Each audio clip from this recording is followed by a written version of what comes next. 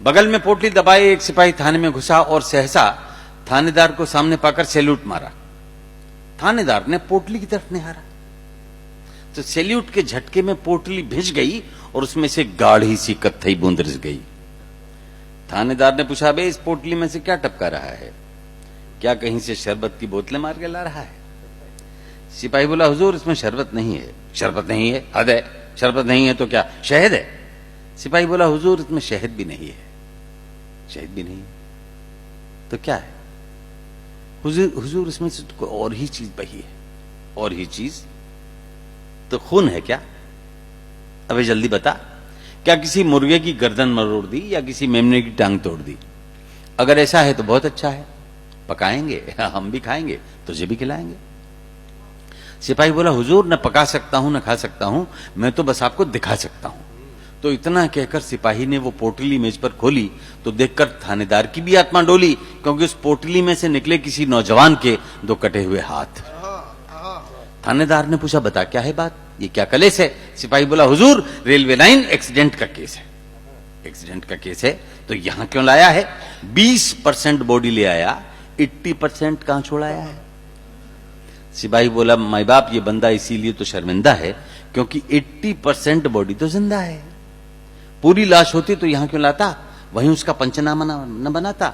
लेकिन हुजूर गजब बहुत बड़ा हो गया, वो तो हाथ कटवा के खड़ा हो गया।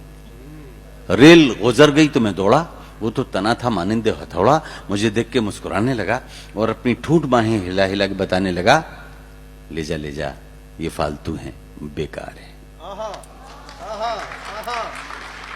ले जा ये फालतू हैं, बेकार हैं। और बुला ले, कहां पत्रकार हैं, मैं उन्हें बताऊंगा कि काट दिए। किस लिए? इसलिए कि मैंने झेला है भूख और गरीबी का एक लंबा सिलसिला। 15 साल हो गए, इन हाथों को कोई काम ही नहीं मिला। इसीलिए सोचा कि फालतू हैं, बेकार हैं, इन्हें काट दूं और इस सोए हुए जनतंत्र के आलसी पत्रकारों को लिखने के लिए प्लॉट दूं कि इन हाथों में 15 साल की रोजी रोटी की तलाश है। आदमी जिंदा है और ये उसकी तलाश की लाश है। आदमी जिंदा है, ये उसकी तलाश की लाश है। अरे उठा ले जा, कटवा के भी मैं तो जिंदा हूं, तू क्या मर गया? हुजूर इतना सुन के मैं तो डर गया।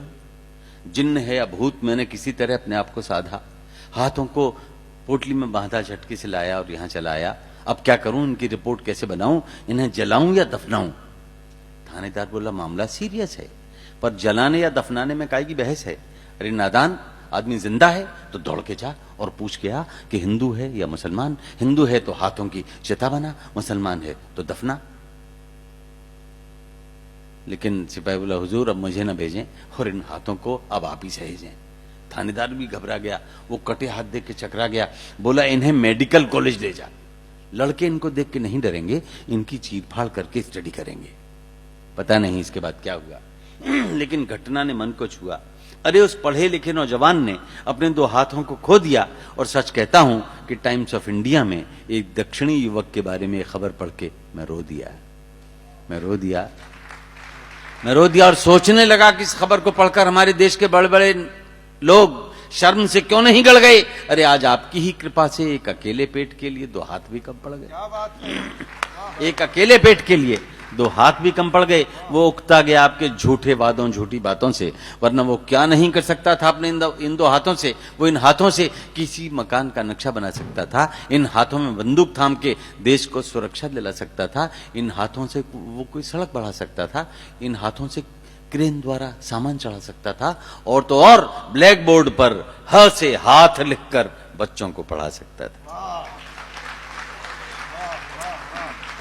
मैं सोचता हूं इन्हीं हाथों से उसने बचपन में तिमाही, छमाही, सालाना परीक्षाएं दी होंगी।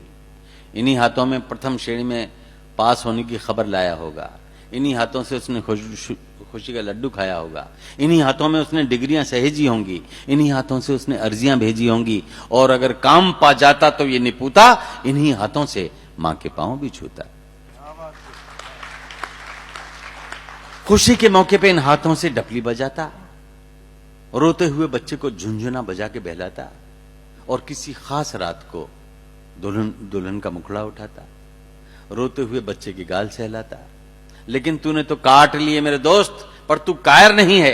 तू कायर नहीं है क्योंकि तेरी शहादत के पीछे तू कायर नहीं है, कायर होता तो समूचा कट जाता और देश के रास्ते से हमेशा हमेशा को हट जाता।